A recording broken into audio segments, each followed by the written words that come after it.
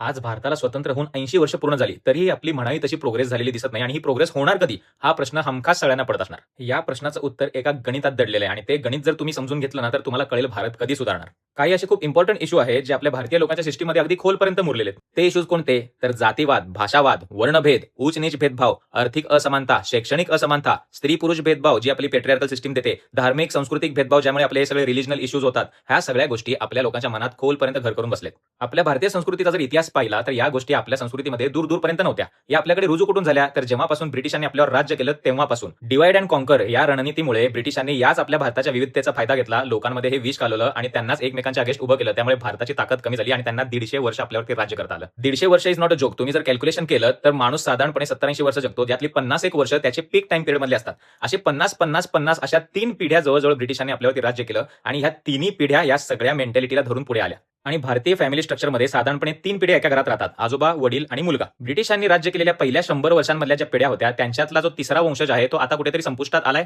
त्यामुळे त्यांचे ते विचार डायल्यूट होऊन गेलेत. पण शेवटच्या 50 वर्षांमधली जी पिढी होती त्यांची मुलं आणि त्यांची नातवंड अजून पण भारतामध्ये आहेत. आणि ह्या कॅल्क्युलेशन प्रमाणे हे जे काही मेंटॅलिटीचे इश्यू आहेत ना, ते अजूनही आपल्याला आपल्या वडीलधाऱ्या लोकांमध्ये दिसतात आणि काही प्रमाणात ते आपल्या पिढीमध्ये सुद्धा आहेत. पण आपल्या पिढीने खूप साऱ्या गोष्टींवरती अभ्यास केलाय, खूप सारे रिसोर्सेस आपल्याला अवेलेबल आहेत, त्यामुळे आपल्या मेंटॅलिटीमध्ये थोडीफार तरी सुधारणा केली. त्यामुळे आपली जी मुलं आहेत, या पिढीची मुलं, जी जेनझी जनरेशन आता म्हणतो, त्यांच्या मेंटॅलिटीमध्ये फार फरक आहे. आणि जी अल्फा पिढी येते पुढची, त्यांची तर मेंटॅलिटी अगदीच वेगळी आहे. त्यांनी या सगळ्या बंधनातून ऑलरेडी स्वतःला मुक्त केलेले आहे. आणि तुम्हाला हे सगळे इश्यूज डायल्यूट होताना दिसत असतील. लोक आता पेट्रियार्कल सिस्टीम बद्दल बोलतायत, स्त्री पुरुष समानतेबद्दल बोलतायत, ओपनली बोललं जाते. शिक्षणातल्या रिझर्वेशन बद्दल आत्ताच एवढा मोठा उठाव झाला. तसंच रिझर्वेशन बद्दल पण आता बोललं जातंय, जातीवाद हटवण्यासाठी. भाषावादावरती पण खूप मोठ्या प्रमाणात काम केलं जातंय. कुठलाही पक्ष जर धर्मावरून एखादं राजकारण करत असेल तर त्याला सुद्धा लोक आजकालचे यंग जनरेशन खास करून विरोध करताना आपल्याला दिसतीये. हा फरक जो पडलेला आहे आता लोकांच्या विचारसरणीमध्ये, तो अचानक रातोरात पडलेला नाहीये. 80 वर्ष झाली ह्या पिढ्यांची मेंटॅलिटी हळूहळू डायल्यूट होत गेली आहे. त्यामुळे हे 150 वर्षांचं जे विष आहे ना, ते संपायला सुद्धा तेवढा वेळ लागतोय. आणि मला नाही वाटत की त्याच्यासाठी 150 वर्षच अजून लागतील. 80 वर्षात आज आपण 50% ही पिढी क्रॉस केलेली आहे, तरी इतका मोठा फरक पडलेला दिसतोय. आणि एकदा फरक पडायला सुरुवात झाली ना, तर त्याचं प्रमाणही जास्त असणार आहे. त्यामुळे पुढच्या काही एक वर्षात, अगदी 20-30 वर्षांमध्ये आपल्याला खूप सारी वेगळी दुनिया भारतामध्ये बघायला मिळेल.